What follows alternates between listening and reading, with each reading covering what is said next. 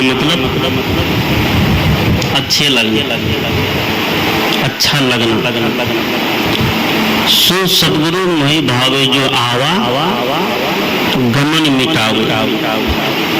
आवागमन समझ में आ गई होगी। आवागमन समझ में आई। आवागमन का मतलब होता है कि जन्म लेना और मर जाना। आवा मतलब आना, जन्म लेना, गमन मतलब जाना, मर जाना। सदगुरु कहते हैं कि जो जन्म और मरण से मुक्त कर दे उसी सदगुरु की आवश्यकता है।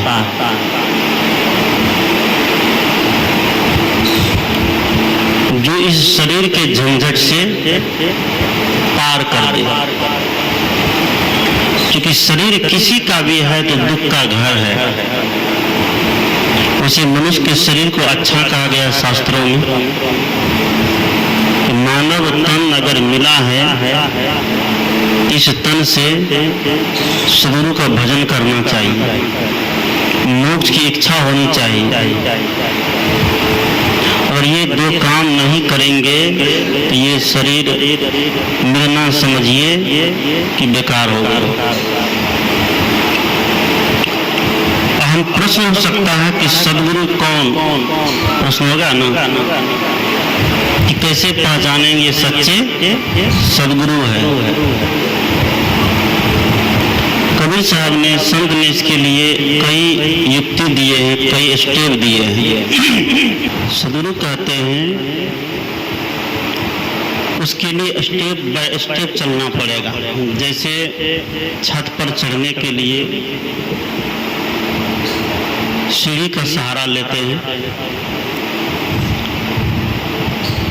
तो स्टेप बाय स्टेप चढ़ते हैं। एक ही बार कोई छत पर नहीं चढ़ जाता है। उसी तरह सदगुरु कहते हैं, संत कहते हैं कि सदगुरु बनने के लिए हमें सर्वप्रथम जिज्ञासु बनना पड़ता है। जिज्ञासु मतलब जिसके अंदर जानने की इच्छा है।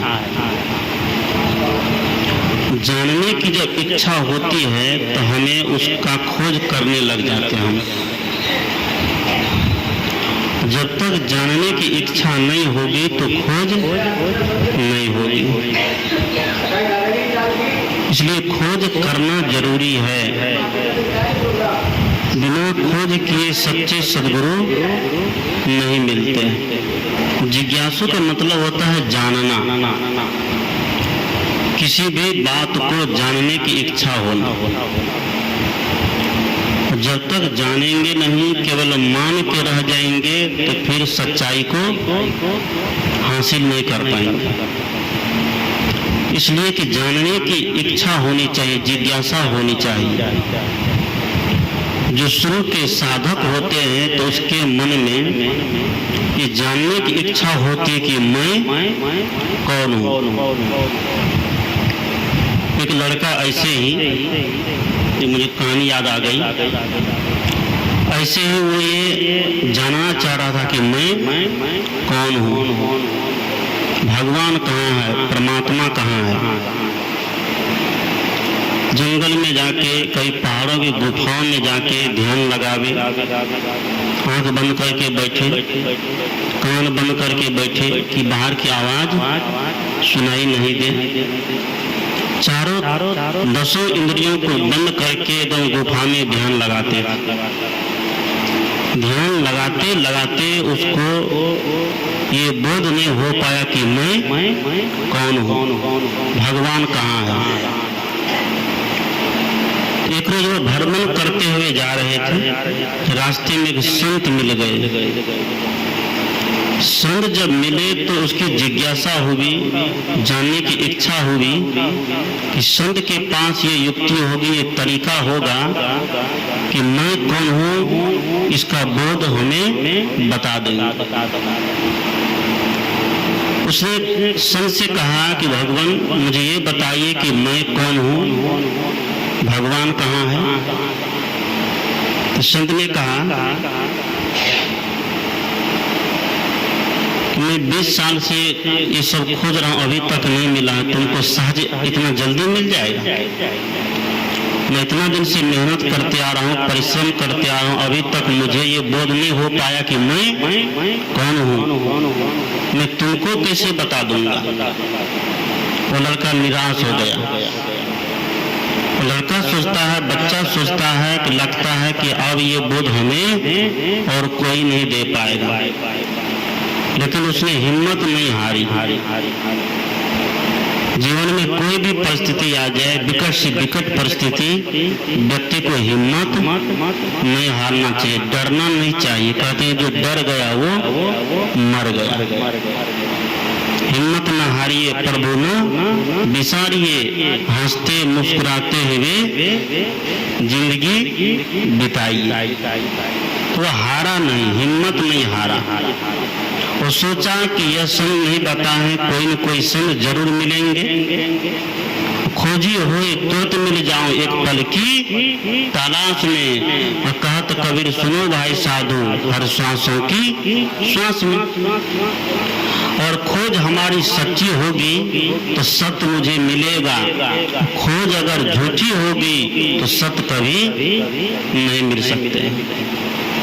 लड़का हिम्मत नहीं हारा, हिम्मत करके फिर ये जानने का इच्छा करने लगा कि मैं कौन हूँ, भगवान क्या है, जगत क्या है। यही करते करते जपते जपते खोजते खोजते आगे बढ़ा। एक जंगल में ध्यान लगा के संत जी का दर्शन हुआ। उसने कहा कि भगवान मुझे ये बता दीजिए कि मैं कौन हूँ, भगवान कैसे मिलेगा। ये इच्छा हुई, जिज्ञासा हुई जानने का। उसने कहा कि तुम संत ने कहा कि मैं तुम्हें भगवान से मिला भी दूंगा और तुम्हें ये बता भी दूंगा कि तुम कौन हो, तुम कहाँ से आए हो, तुमको कहाँ जाना है। लड़के को थोड़ा मन में खुशी हुई कि चलिए खोजते खोजते मिल गया। उसने कहा मैं तुम्हें इसका बोध दूंगा कि तुम कौन हो, संसार क्या है, जगत क्या है, लेकिन उसके पहले एक शर्त स्वीकार करना पड़ेगा। मरता क्या नहीं करता, कहा गुरु जी सभी शर्त स्वीकार है। और आज आदमी कोई व्यक्ति भगवान को खोज रहा है, उसको कोई भी शर्त दे दीजिए तो स्वीकार कर लेगा, लेकिन भगवान का दर्शन वह चाहता है। उसने कहा कि गुरुजी मुझे वह शर्त स्वीकार है, क्या करना पड़ेगा? संत ने कहा तुम अपना असली नाम बताओ और असली पता बताओ।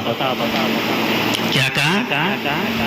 तुम अपना असली नाम बताओ, असली पता बताओ। उस युवक ने, उस बच्चा ने कहा गुरुजी मेरा असली नाम है राधे श्याम। क्या है? मेरा असली नाम है राधे श्याम। कहा कि ये नाम तुम्हारा कब पड़ा? कहा कि जब जन्म लिए तब पड़ा। संत ने कहा उसके पहले तुम्हारा क्या नाम था? लड़के ने कहा कि पता नहीं। संत ने कहा कि तुम्हारा नाम नकली है, ये असली नाम नहीं है। लड़के ने कहा गुरुजी मेरे पास आधार कार्ड है। आधार नहीं मानते हैं तो आधार कार्ड देख लीजिए। कहाँ नहीं मानते तो लिखा देख लीजिए। अभी प्रमाण देता है। कहा कि मेरे पास प्रमाण है, ये आधार कार्ड मेरा बना हुआ है, इसमें मेरा नाम राधे श्याम है, इसे मेरा नाम तो यही है। संत ने कहा यह नाम तुम्हारा शरीर का है, तुम्हारा नाम नहीं है। किसका है? ये नाम तुम्हारे शरीर का है, तुम्हारा असली नाम नहीं है। तुम असली नाम बताओ, तब मैं तुम्हें ये बताऊंगा कि तुम कौन हो, तुम कहाँ से आए हो, तुमको कहाँ जाना है और भगवान तुम्हें कैसे मिलेगा। कहा ठीक है, तुम असली नाम नहीं बता पाया तो असली पता बता दो। कहा कि असली पता? हाँ, मेरा असली पता है आजाद नगर, कबीर आश्रम के बगल में मेरा घर है। आजाद नगर किशनगढ़ कबीर आश्रम के बगल में मेरा घर है। संत ने कहा कि ये पता भी तुम्हारा नकली है। लड़के ने कहा कि मेरे पास निवास प्रमाण पत्र है। निवास प्रमाण पत्र भी दिखाया, कहा कि देखिए मेरे निवास प्रमाण पत्र में ये पता लिखा हुआ है, मेरे आधार कार्ड में ये पता लिखा हुआ है, वोटर आईडी में ये पता लिखा हुआ है, पैन कार्ड, बैंक अकाउंट, हर जगह मेरा पता लिखा हुआ है। संत ने कहा कि यह पता भी तुम्हारा क्या है, नकली है। नहीं तुम्हारा नाम असली है, नहीं तुम्हारा पता असली है। तुम मेरे शर्तों को स्वीकार नहीं किए हो, इसलिए मैं तुम्हें ये नहीं बता सकता कि तुम कौन हो। उस लड़के को लगा जो मेरा पता भी नकली बता दिया, जो मेरा नाम भी नकली बता दिया, तो असली आखिर असल दुनिया में है क्या, और असल के पीछे आज कोई जाना नहीं चाहता है। जो एक बार असल को स्वीकार कर लिया तो नकल क्या हो जाएगा, अपने आप गायब हो जाएगा। लेकिन नकल को, असल को जानने के लिए थोड़ा नकल करना पड़ता है ना। अगर नकल नहीं करिएगा तो असल तक नहीं पहुंचिएगा। तो हम लोग जितने पूजा पाठ, कथा, कीर्तन, धर्म, सत्संग करते हैं, ये क्या है, असल है कि नकल है? इस सारे के सारे हम नकल करते हैं असल तक जाने के लिए। जब तक ये नहीं करेंगे तो वहाँ असल को नहीं समझ सकते, नहीं पहचान सकते हैं। एक सेठ जी के यहाँ नियम बना हुआ था कि हमारे यहाँ जब तक 5 महात्मा भोजन नहीं करेंगे तो हम नहीं खाएंगे। ऐसा नियम बना दिया। तो सबके नियम होना चाहिए। कवि साहब ने कहा कि नेम जगावे प्रेम को, प्रेम जगावे प्रेम जगावे पीव, पीव जगावे जीव को, वही जीव वही शिव। सदगुरु कहते हैं कि नियम से हम चलने लग जाते हैं तो हमारे जीवन में सत्संग के प्रति, कथा के प्रति, ध्यान के प्रति, धर्म के प्रति, सेवा के प्रति, दान के प्रति क्या हो जाता है, प्रेम बढ़ जाता है। करना प्रारंभ करेंगे तब तो, करना प्रारंभ नहीं करेंगे तो सत्संग सुनना भी झंझट लगेगा ना, ये आवाज भी झंझट लगेगी। इसलिए उसने नियम बना लिया था कि जब तक मेरे यहाँ 5 संत आकर भोजन नहीं करेंगे, नहीं जिमेंगे, तो हम कोई परिवार नहीं खाएंगे। ऐसा नियम बना गया उसका। जो नियम बना लेता है तो उसका नियम पूरा भी होने लग जाता है। जिस दिन से नियम बनाए तो उस दिन से उसका नियम पूरा होने लग गया। किसी न किसी समय 5 संतों का पदार्पण हो जाए। जब तक संत भोजन नहीं करे तो अपना कोई परिवार भोजन नहीं करे। संयोग की बात, एक दिन काफी बारिश होने लग गई और दिन भर बारिश बंद नहीं होने तो संत नहीं पधारे। सुबह से देखते रह गए, देखते अब बाल बच्चे छोटे छोटे भूखे प्यासे में रोने लग गए। जब नहीं पधारे तो सेठानी ने कहा आज देखिए असल नहीं आए तो नकल ही कर लेते हैं। भेज दिए बाजार, बोले जाइए 5 महात्मा खरीद के ले आइए। शक्कर के महात्मा होते हैं। जब कोई तीज त्योहार होता है तो शक्कर का महात्मा जी, शक्कर का दारोगा जी, शक्कर के राजा जी मिलते हैं मार्केट में। कहा जाइए 5 शक्कर के महात्मा खरीद के ले आइए। गए 5 महात्मा को खरीद के ले आए, घर में रख दिए और सेठ जी से बोले कि जाइए फट से स्नान करके आइए तब इसका भोग लगाएंगे। अब बच्चे इधर रोने लग गए, समय बहुत हो गया था। सेठ जी जैसे नहाने गए बच्चे रोने लग गए तो माँ बच्चे को फुसलाती है। फुसलाना जानते हैं? हाँ, आश्वासन देती है, रुक जाओ बाबू, रुक जाओ। पापा जी नहा के आ रहे हैं, पापा जी आएंगे, एक महात्मा पापा जी खाएंगे, एक महात्मा तुम खा लेना, एक महात्मा हम खा लेंगे, एक महात्मा तुम्हारा भाई खा लेगा, एक महात्मा तुम्हारा बहन खा लेगा। संयोग से उसी समय 5 महात्मा आकर के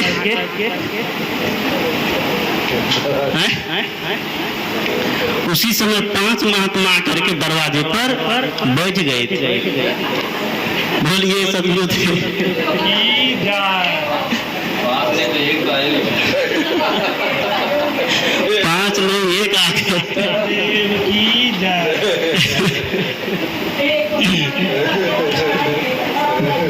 संत सम्राट गुरु कबीर साहिब की जय, संत श्री माधो साहिब की जय, संत श्री बिधन साहिब की जय, संत श्री गुरु स्नेह साहिब की जय। बोलिए सभी श्रोता भगवान की जय। 5 नहीं, एक आ गए। तो सेठानी ने कहा कि रुको बाबू, आश्वासन दिया कि एक महात्मा हम खा लेंगे, एक महात्मा तुम खा लेना, एक महात्मा तुम्हारे पापा जी, एक महात्मा तुम्हारे भाई, एक महात्मा तुम्हारी बहन खा ले। तो महात्मा लोग जो दरवाजे पर बैठे उनको शक हो गया कि परिवार कितना बढ़िया होता, सेठ जी कितना बढ़िया शाकाहारी थे, नरभक्षी हो गए हैं। तो महात्मा को खाने की बात करने लग गए। उधर खूब कई बार वो दोहरा दी सेठानी, रुको बाबू रुको, एक महात्मा तुम खाना, एक महात्मा हम खाएंगे, एक महात्मा तुम्हारा भाई बहन पापा खा लेंगे। महात्मा लोग से रहा नहीं गया, सोचा कि अब तो जान नहीं बचेगी। महात्मा लोग दंड कमल जो चिट्टा उठाया भागा, एक बड़े बड़े पहाड़ को कूदते हुए। तब तक में सेठ जी देख लिए कि महात्मा जी आए हैं, देखते दौड़ना चालू कर दिए हैं। तो पीछे से सेठ जी भी दौड़ना चालू कर दिया।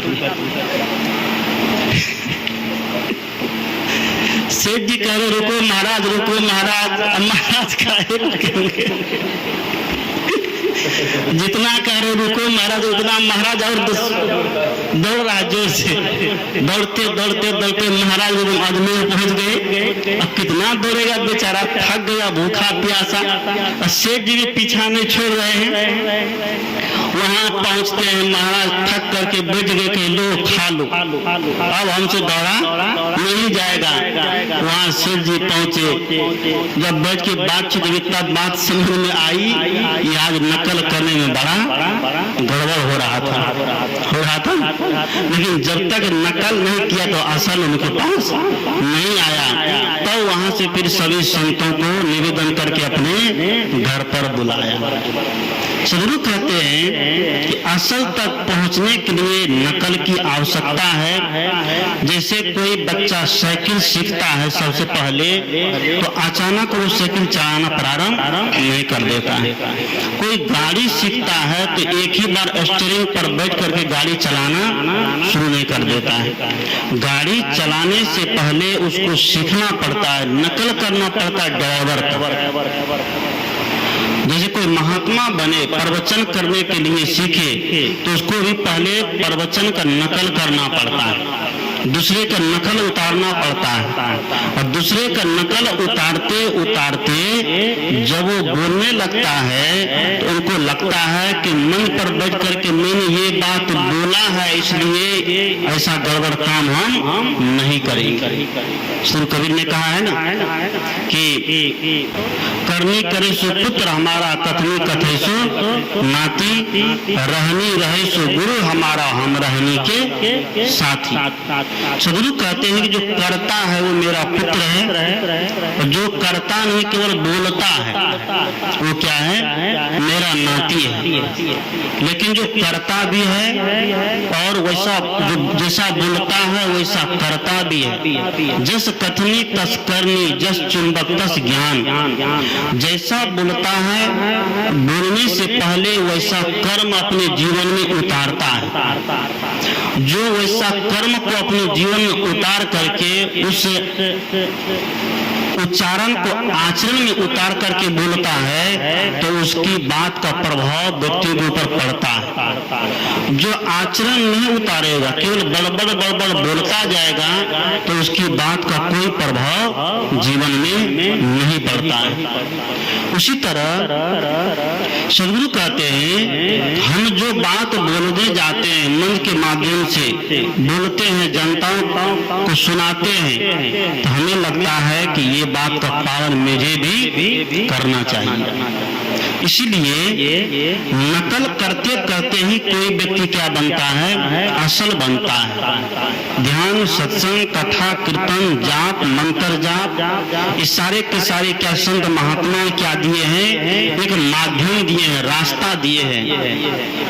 मोक्ष तक जाने के लिए, ऊंचाई तक जाने के लिए, क्योंकि अंतिम मंजिल हमारा क्या है? मोक्ष है। और मोक्ष का मतलब कि मोह का क्षय हो जाना। मन में कुछ कोई भी प्रकार का मोह है तो उसका क्या हो जाना? क्षय हो जाना, समाप्त हो जाना। यही क्या है? मोक्ष है। मोक्ष और कोई बाहर से ऐसी कोई घटना नहीं है कि बाहर कोई घटना घटती है तो उसके कारण मोक्ष हो जाता है। मन के सारे विकारों का समाप्त हो जाना ही क्या है? मोक्ष। सद्गुरु कहते हैं उस लड़का ने सोचा न मेरा नाम असली है न मेरा पता असली है। लड़का को लगा यही मुझे सच्चे सद्गुरु मिल गए, यही मुझे असली से अब परिचय करवा सकता है। जब सद्गुरु का पता मिल जाता है तो समझिए दुनियादारी के सारे पते को क्या किए जाते हैं? भुला दिए जाते हैं। जब व्यक्ति को आत्मबोध हो जाता है संत सद्गुरु के माध्यम से, आत्मबोध जब होता है तो असली पता क्या है? असली नाम क्या है? शुद्ध बुद्ध चेतन आत्मा है। इस शरीर के भिन्न भिन्न नाम हो सकते हैं लेकिन जीव के एक ही नाम है क्या? आत्मा, चेतन। चेतन किसे कहते हैं? जो ज्ञान करता है, जो हमको भी जानता है और आपको भी जानता है। जैसे आप लोग बैठे हैं, हम लोग मन पर बैठे हैं, हम आपको भी जानते हैं, आप मुझे भी जानते हैं। और इस मंच के माध्यम से, माइक के माध्यम से हम बोलते हैं। ये माइक न तो खुद को जानते हैं ना हमको जानते, ना आपको जानते हैं। ये अपने को भी नहीं जानते, दूसरे को भी नहीं जानते। इसलिए इसको क्या कहा गया है? जड़ कहा गया है। जड़ ना खुद को जानता है ना दूसरे को जानता है। चेतन खुद को भी जानता है और दूसरे को भी जानता है, इसलिए उसको चेतन कहा गया है। तो असली पता हमारा रहने का निवास स्थल क्या है? वह स्वस्वरूप है। जब दुनियादारी के झंझावातों से, विषयों से मन मुड़ करके अंतर्मुख होता है तो स्वरूप में उसका निवास हो जाता है जीव का। फिर इसका भटकना बंद हो जाता है। अभी मैंने सुनाया सो सद्गुरु मोहि भावे जो आवागमन मिटावे, जो आवागमन को मिटा दे, जो जन्म और मृत्यु को समाप्त कर दे। कि जीव का न तो जन्म होता है न तो मौत होती है। गीताकार ने कहा वासांसी जीर्णानि यथा विहै नवानि गुण्याति नरो प्राणी तथा शरीरानि जीर्णानि सयाति नवानि देहि। जैसे वस्त्र जब पुराने हो जाते हैं तो उस वस्त्र को क्या करते हैं? बदल देते हैं। साड़ी का अगर थोड़ा सा कोना में फट जाएगा तो बदल देंगे, सिलाई कर देंगे, रफू कर देंगे, तुरंत नहीं बदलते हैं। क्या बदलते हैं? उसको रफू कर दिया जाता है, सिलाई कर दिए जाते हैं। हाँ, जब जगह जगह फट जाए तब उसको बदल दिए जाते हैं। उसी तरह सद्गुरु कहते हैं ये जीव का रहने का निवास शरीर है जब तक जीवित है। और शरीर में जब रोग लग गए तो पहले दवाई देते हैं। दवाई देते देते कई बार दवाई देते हैं, कई बार इलाज चलता है। जब जर्जरता को घेर लेते हैं, लगता है कि अब इसका रहने का कोई मकसद नहीं है, तो जीव क्या करता है? शरीर को छोड़ करके अपने कर्मों के अनुसार पुनः शरीर को धारण कर लेता है। अगर उसने साधना करके, ध्यान करके, तप करके मन की वासना को खत्म कर दिया है तो पुनः मनुष्य का शरीर भी नहीं मिलेगा। तो कहाँ जाएगा? कहाँ जाएगा? भगवान के धाम। भगवान के धाम में भी जाएगा तो उसको फिर आवागमन लगा ही रहेगा। स्वर्ग हो स्वल्प अंत दुखदाई, गोस्वामी तुलसीदास ने कहा स्वर्ग हो स्वल्प अंत दुखदाई। ये जीव अगर स्वर्ग में भी चला जाएगा तो वहाँ भी अल्प समय के लिए रहेगा, फिर उसको वहाँ से आना पड़ेगा। तो जब आवागमन का चक्कर लगा रहेगा तो जीव मुक्त हो पाया? नहीं मुक्त हो पाया। और आवागमन के चक्कर में आकर के बंधनों में जब पड़ता है कि बंधन ऐसा गाढ़ा हो जाता है कि बंधन को जीव नहीं तोड़ पाता। कवि साहब ने कहा कि बहु बंधन से बांधिया एक बेचारा जीव, की बल छूटे आपनो कीड़े छुड़ावे पीव। एक जीव बहुत सारे बंधनों से बंधा हुआ है। यही जीव किसी का मामा है, किसी का जीजा है, किसी का फूफा है, किसी का पति है, किसी का पत्नी है, किसी का गुरु है, किसी का चेला है, किसी का क्या क्या है यहाँ अपना है ना। ये एक जीव इतने सारे बंधनों में उलझा हुआ है, जिसके ऊपर इतने सारे बंधन है तो वो मुक्त होगा नहीं होगा। और बंधन कौन सी का? झूठा बंधन है, केवल मान्यता मात्र का बंधन है। इन मान्यताओं के बंधन में ऐसा जीव उलझ गया है कि सदगुरु का ज्ञान उसे खोपड़ी में घुसता ही नहीं है। वो कहते हैं ऊंट वाली कहानी सुने होंगे। एक ऊंट वाला जा रहा था, बहुत सारे ऊंट खरीद के ले जाए बेचने के लिए। चलते चलते एक जगह रास्ते में रात हो गई तो राजा का बगीचा देखा, तो बगीचे में ऊंट को ठहरा दिए। तो बगीचे में बहुत सारे पेड़ थे।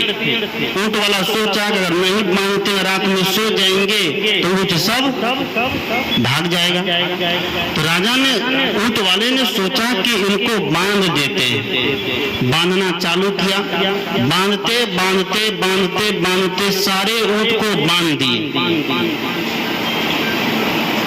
ऊंट वाले ने क्या किया? सारे ऊंट को बांध दिए। नहीं, रस्सी कम पड़ गई, एक ऊंट को नहीं बांध पाया।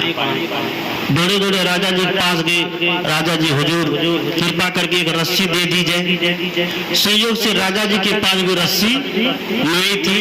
राजा जी ने तरीका बताया कि देखो ऐसा करना, सारे ऊंट को बांध दियो। कहा बिल्कुल सारे ऊंट को बांध दिए, एक ही ऊंट बची। कहा जाओ ऊंट को पेड़ के पास खड़े कर देना, उसके गले में चारों तरफ हाथ घुमाना, गले में चारों तरफ हाथ घुमा देना। तो ऊंट को लगेगा कि नहीं मैं बंध गया हूँ, तो ऊंट इधर उधर कहीं नहीं जाएगी। ऊंट वाला आया, ऊंट को पेड़ के पास ले गया और गले में चारों तरफ हाथ घुमा दिया। चारों तरफ हाथ घुमाया तो ऊंट को लगा कि अब मैं बंध गया हूँ, तो ऊंट इधर उधर नहीं जाकर उसी पेड़ के निकट बैठ गए। जब सुबह हुई तो ऊंट वाले ने क्या किया, व्यापारी ने क्या किया, सारे ऊंट के गले से रस्सी खोल दिया। तो सारे ऊंट उठ गए, लेकिन जो ऊंट बंधे हुए नहीं थे, झूठे से हाथ ऐसे घुमा दिया गया था, वह ऊंट नहीं उठा।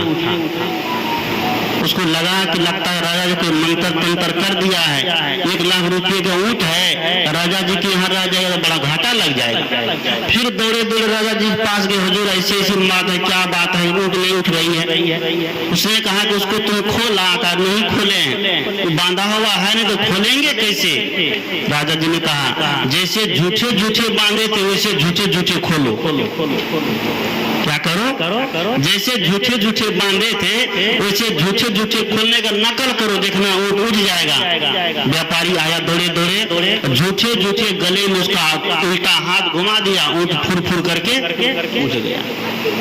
सदगुरु कहते हैं आज ये जीव इसी तरह मान्यताओं के बंधन में बन गया है। कोई बंधन नहीं, लेकिन मान्यता का बंधन बना लिया है।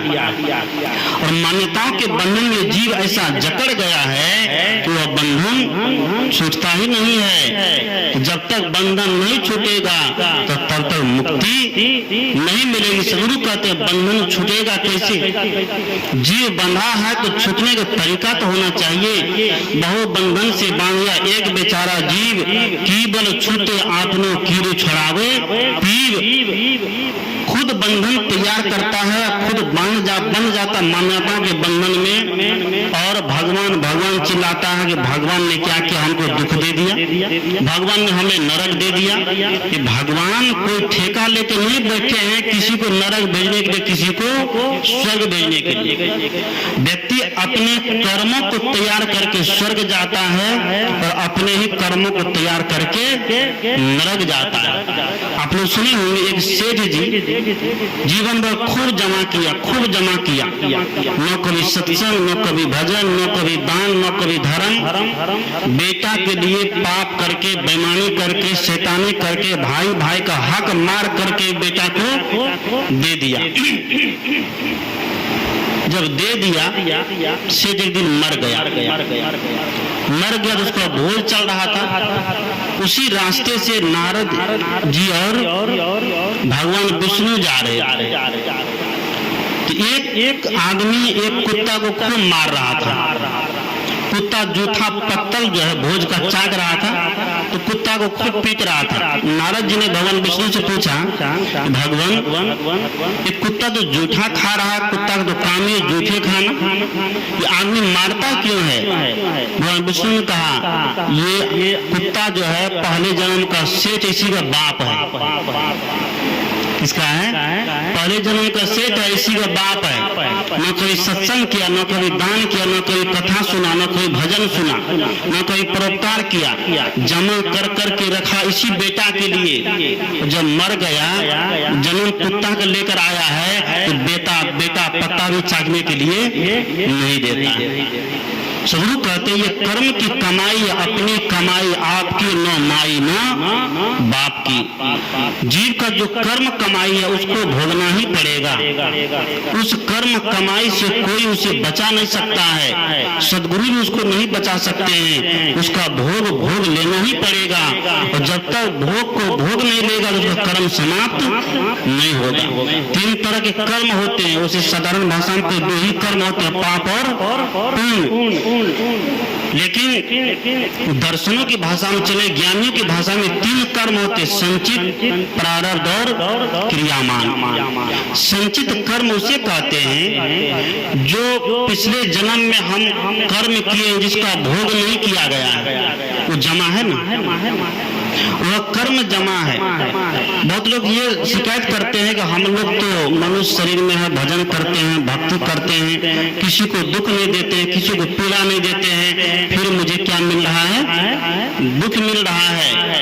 इस वर्तमान के जीवन में वह किसी को दुख नहीं देता, किसी को पीड़ा नहीं देता है, लेकिन पूर्व जन्म का कर्म कैसा है वो देखने गया है? नहीं गया है। वर्तमान में जो दुख मिल रहा है वो पूर्व जन्म का कर्म कमाई है, और उसको भोगना पड़ेगा। राजा महाराजा भोगे हैं, भगवान को भी भोगना पड़ा कि नहीं? 14 वर्ष का वनवास जाना पड़ा, और भगवान कृष्ण जैसे धुरंधर महारथी, परमेश्वर जिसको कहते हैं, योगेश्वर जिसको कहते हैं, ब्रह्मांड के नायक जिसको कहते हैं, उस भगवान को भी अंतिम समय में सुनाया था ना कहानी, 120 वर्ष की अवस्था में जंगल में जाके तपस्या करते हैं, और एक व्याध ने शिकार समझ करके तीर चला दिया। तीर जाके कहाँ लगा? पैर में लग गया, घाव हो गया। उसी घाव से भगवान कृष्ण का जंगल में क्या हो गया? शरीर छूट गया। अर्जुन को पता चला, अर्जुन आया वहां से, उसका अंतिम कर्म जंगल में ही कर दिया। सोचिए कहाँ भगवान जिसका जीवन इतना दिव्य था, जो सबको संबल देने वाले, इसलिए हम लोगों की भी मौत कहाँ हो जाए इसका कोई भरोसा नहीं है। मत सोचिए हम घर पर ही मरेंगे, महाराजा पलंग पर ही मरेंगे। इस शरीर का कोई लेखा जोखा, दुनिया में 2 काम ऐसे हैं जिसके लिए आज तक कैलेंडर में मुहूर्त नहीं निकला है। कौन काम है? पहला काम जन्म लेना, दूसरा काम मर जाना। कोई मुहूर्त निकला है? एकादशी का मुहूर्त फिक्स हो गया, पंडित जी कर दिए। चंद्र ग्रहण कब लगेगा उसको भी फिक्स कर दिए। सूर्य ग्रहण कब लगेगा उसको भी फिक्स कर दिए। क्या शेख जी किया है ना? दुनिया में सारे के सारे जो तीज है, त्योहार है, व्रत है, पंडित जी पहले से ही कैलेंडर में फिक्स कर दिए हैं। लेकिन उसकी हिम्मत है तो कहिए तो जन्म कब होगा, मरण को उसको भी फिक्स कर देने के लिए कोई फिक्स के लिए नहीं है। इसी सदगुरु कहते हैं कि कर्म का भोग सबको भोगना पड़ता है।